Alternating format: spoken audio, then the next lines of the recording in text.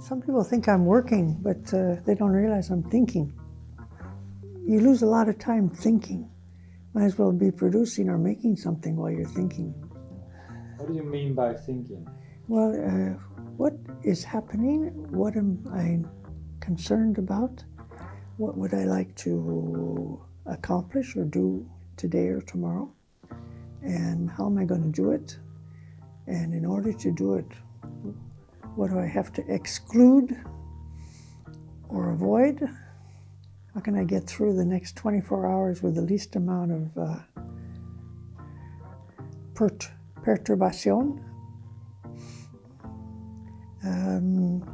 Because Paris is a very noisy, busy, confusing, chaotic city, and I live right in the middle of it, and I'd like to still have an advantage of being in a nice, cultural and beautiful and interesting place, but also to keep my peace of mind and quiet too.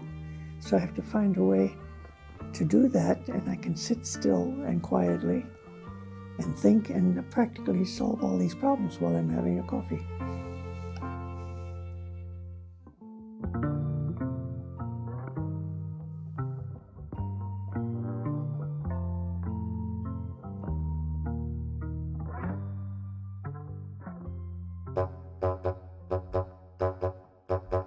The subject is art. Art is a big word. I don't remember when I got interested in art. I don't remember when it began. It wasn't a conscious decision. I'm still not sure what it means. I know what I like to do, and I am trying to figure out how to do it. But I don't have an objective or a thought that I am an artist or I am becoming or establishing myself as an artist. I'm just taking every day as it comes.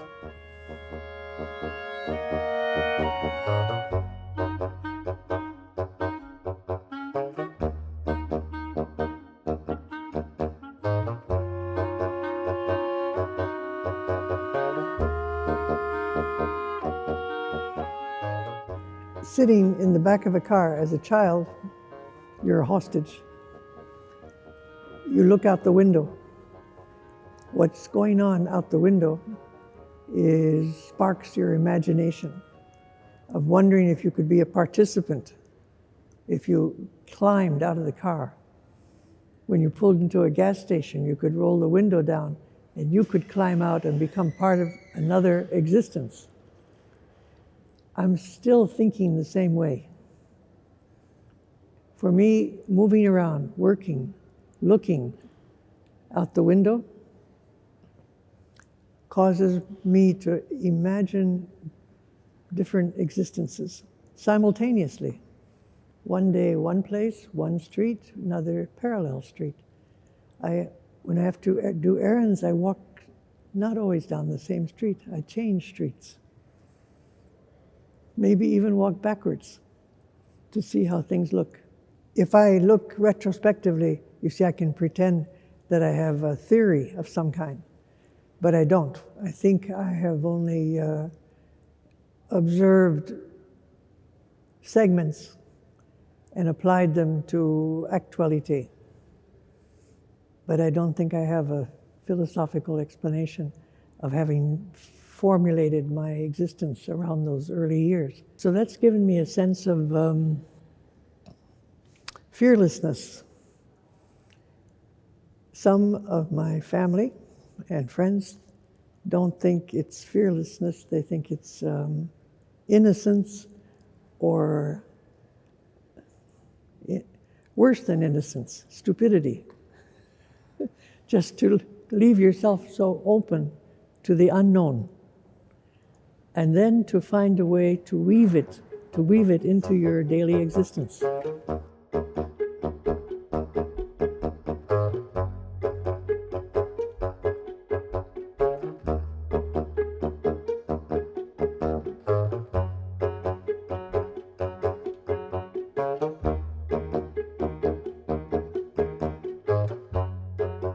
I just went to any school that was in the neighborhood where we were living, the closest one. I was accumulating all of these experiences, not choosing them, because if the program is there, you push the buttons and those are the classes you register for, and there you go.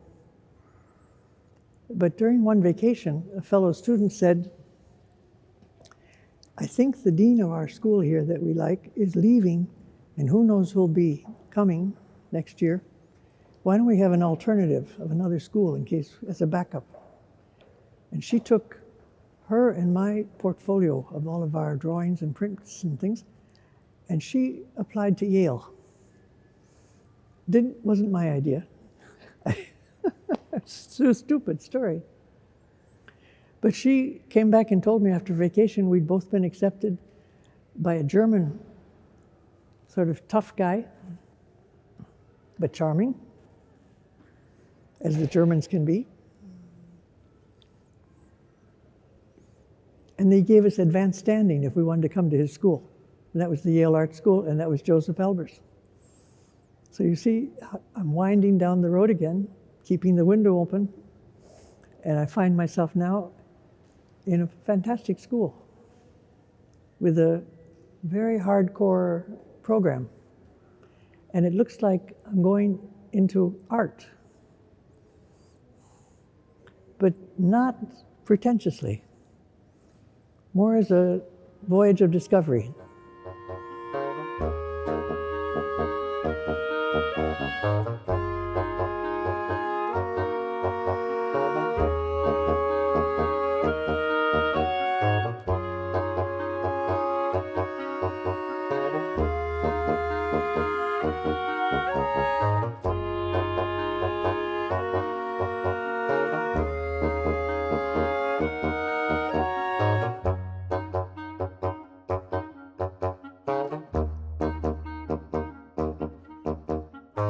I took an art history course every semester, and one day something flashed on the screen that really intrigued me. It was a lecture in George Kubler's class about pre-Columbian art history, pre-Columbian architecture and art history. So I saw Machu Picchu, and I saw these photographs of mummy bundles, mummies that had been excavated. And I saw photos of mummies being unwrapped.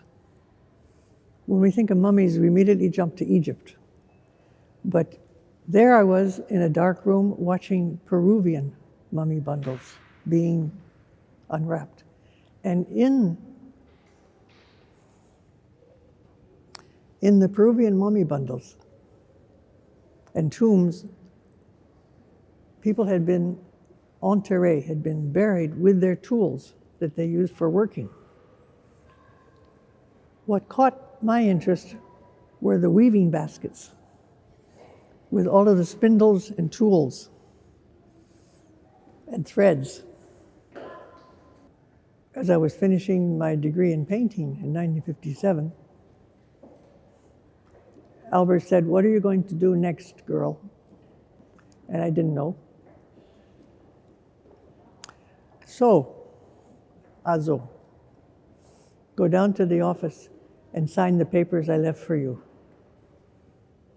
And you'll see, it'll be very interesting. And it was papers saying that I was going on a Fulbright scholarship to Chile. I went down, I signed them, and then I went back to the library to see where was Chile.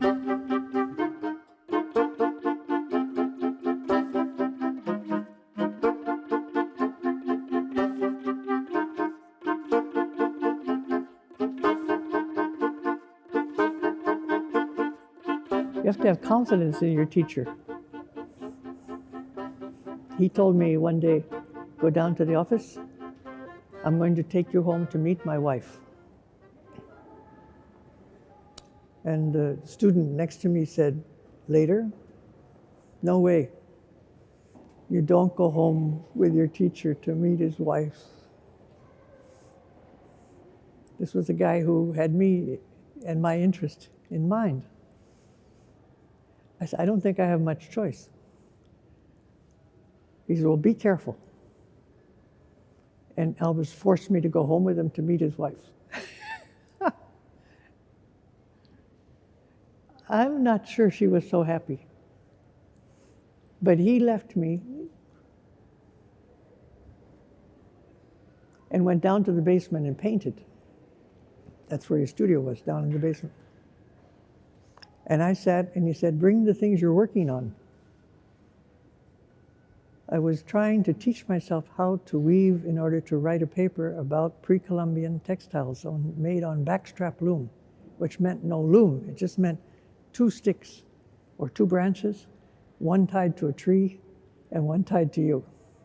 And that you could stretch and make tension of threads and introduce threads into what they call the warp. I was doing this in a very improvised way. He thought it was probably hilarious, thought it was very funny, and he thought it would be entertaining for me to show this to his wife, how this autodidact student thought she was weaving. She didn't think it was very funny. He had more of a sense of humor. But she was kind. She looked, and she gave me some advice.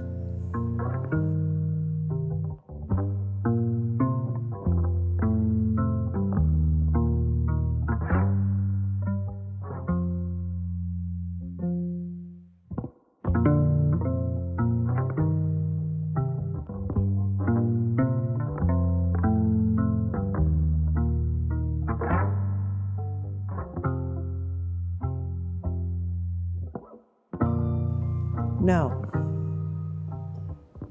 from there to Chile, I find out, why is he sending me to Chile? Because he and his wife had been to Chile and they established an extension of a kind of Bauhaus program in the Universidad Católica in Santiago, invited by the dean named Sergio Larraín, architect. And he had told them, I'll send you a student every year to perpetuate this course. So he had sent another student the year before me, and this year was my turn to go and teach Albers basic design, color, 2- and 3-dimensional design to young architecture students in the Universidad Católica. I think he was playing a joke on me somewhat. The whole class were boys. I was not very proficient in Spanish, but I knew his course forward and backward. And I had done his exercises, upside down and backwards and in every direction. So I knew all of that was in my hand of cards.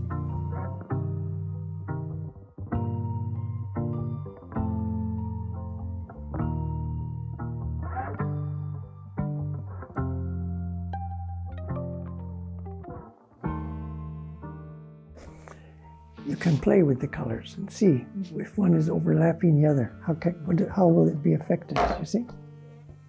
Mix these 2 colors. But you have to choose the piece of color, this color. Imagine what happens if they come.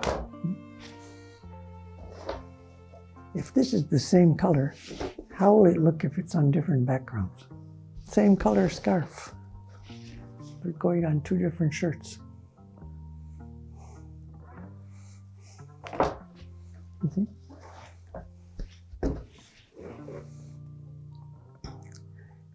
Fuchsia meets emerald. And what happens in between? One kills the other.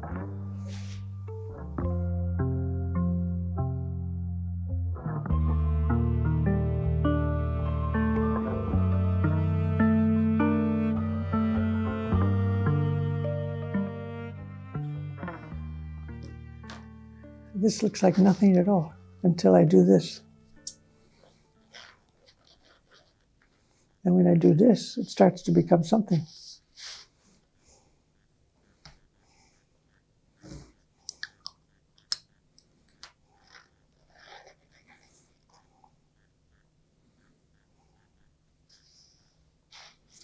Amazing. Amazing.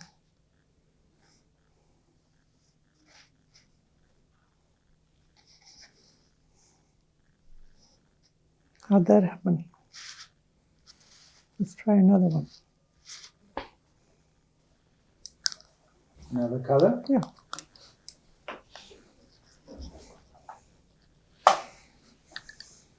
Thank you. Mm-hmm.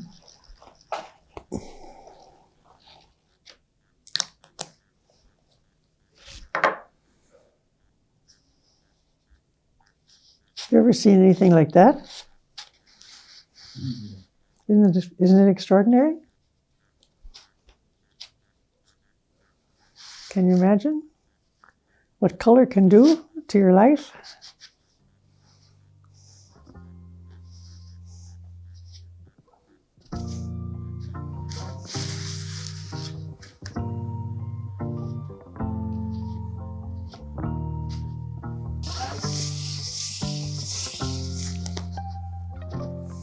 What happened? How did he get over into her territory? Yeah. He's invading.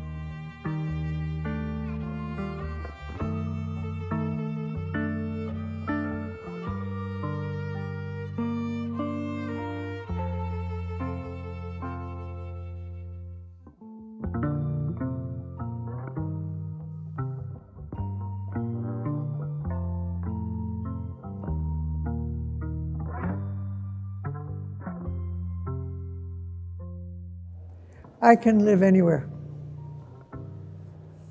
I'll figure it out. I'll find the nice side of wherever I happen to be. But Paris makes it easier for you. Don't have to work so hard to find a nice market, good food, beautiful sky. Paris invites you and makes it easy for you. So probably I'm lazy.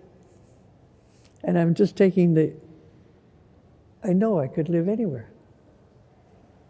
But as long as I found my way here, there was a Frenchman who intimidated me. Because when I came back from South America, and after I lived in Mexico, or even before I lived in Mexico, the French have a very proud, I won't say pretentious, because I have a son and I don't consider him pretentious, but he's proud. This Frenchman, very cultivated gentleman, said to me, "You might as well figure it out when you're young. You'll never be a truly cultivated woman until you know La France. I'm prepared to give you a bourse, a scholarship, to go and get acquainted. We usually give it to a boy. This year we're going to give it to a girl, and maybe you're the girl.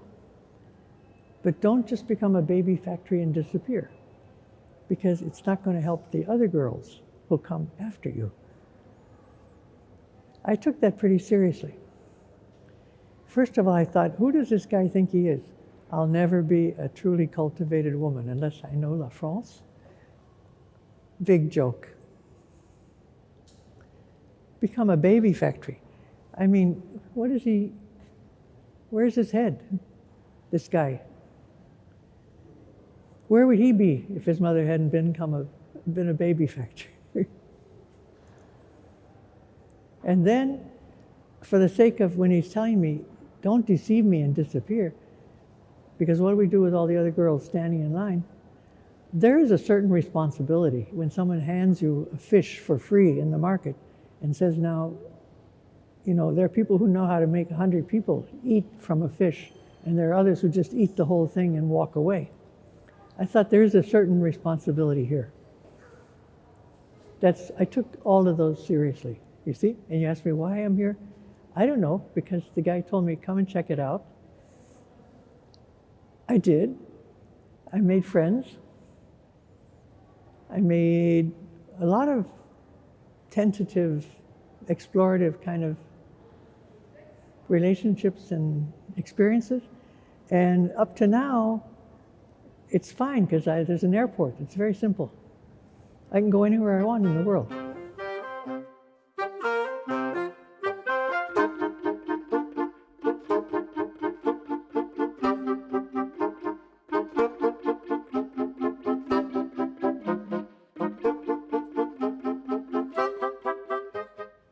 I'm very alert to how people package themselves, what they choose to live with on their own bodies, and touching. So while painting and drawing, I always had textiles. I was surrounded by always choosing in the popular markets and anywhere I went, textiles that appealed to me, and trying to figure out how they were made. I was fascinated like a crossword puzzle. How is this a single thread that moves around and becomes a knitting or a crochet or a tubular form? Or is it two networks of threads that interlace in different positions and become a weaving or a textile or a tapestry? Is it interesting in the front? Is it interesting in the back? Which is nicer? Is it strong? Does it hold? Does it become a hammock? Can you sleep in it?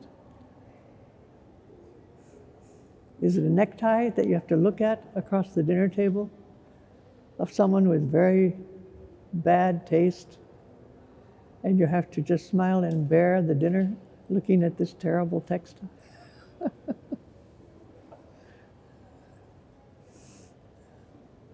So I've always been sensitive to textile.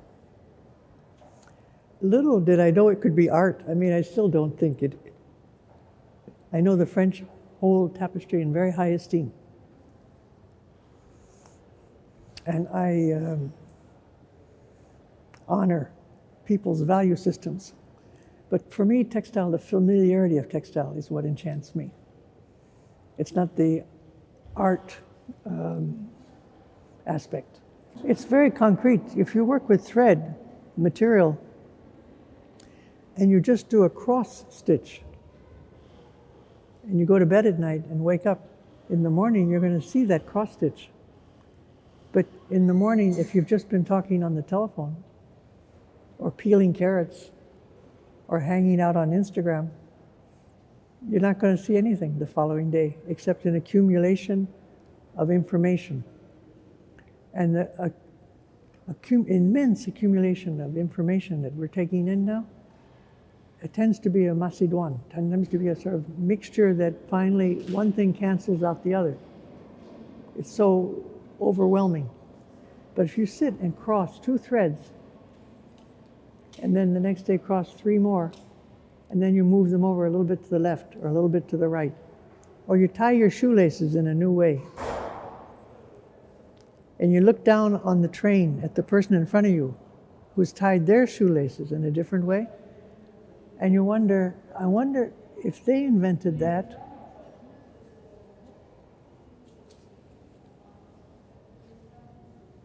or who did?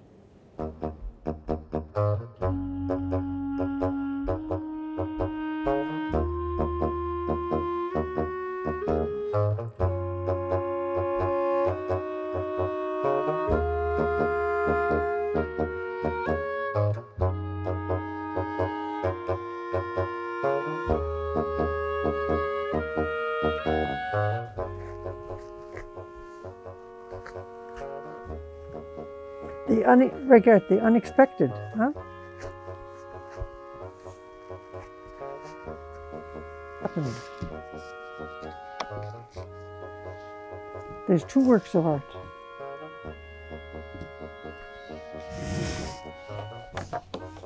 Right? For me, that's two works of art. I don't know if you'd call it art, but that's two works. And the unpredictability of this, the way it's behaving now, is more interesting. Huh? The positive and the negative. Who doesn't like surprises? Well, some people don't like surprises. I like surprises. And in textiles, and crossing of threads, textures and colors, you're bound to run into surprises. You wear out a sock, it ruptures. and the sock splits and all the threads burst open. You take off the sock, you wash it, you hang it up. You see the light coming through. Now you've got positive and negative, and you've got lines. You've got converging lines and lines that are bursting open with different tension. You take a photograph on your iPhone. You look at it after lunch, and you say, this sculpture is beautiful. This sculpture is dimensional, the way the light and the way it's moving. And it has a kind of tactile quality to it that bronze, steel, stone, and wood don't have. So what is its specificity? What makes it specific? It's because it's soft. And in the world we live with so many hard things that we touch and live in, we're crying for softness. We're yearning and migrating toward softness. Why do people nestle one to the other or move and sort of touch each other? We're all yearning for something that is warm, welcoming, and soft in the hard, hard world. What better than textiles and fiber? So naturally, since they're in everybody's existence from birth to death, from the time you're born, I've often repeated this, everybody knows this, from the time you're born till you die, you're enveloped in textiles. So why not the best? And why not the ones you like the best and the ones you feel the best in? And you're living with people. You're having children, family, environments. Why not have a great environment with such simplicity of means, which is just the right threads in the right places?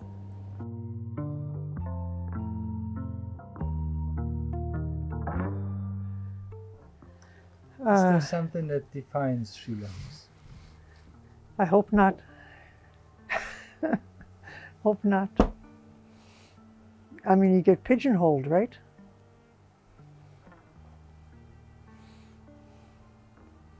If you get pigeonholed, you sort of do the same thing all the time.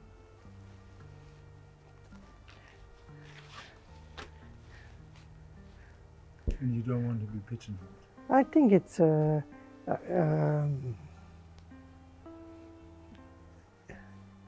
be alive is to sort of discover. So quit along the way, and you sort of check out. So hang in there, because you never know what the next discovery might be. Hang in there.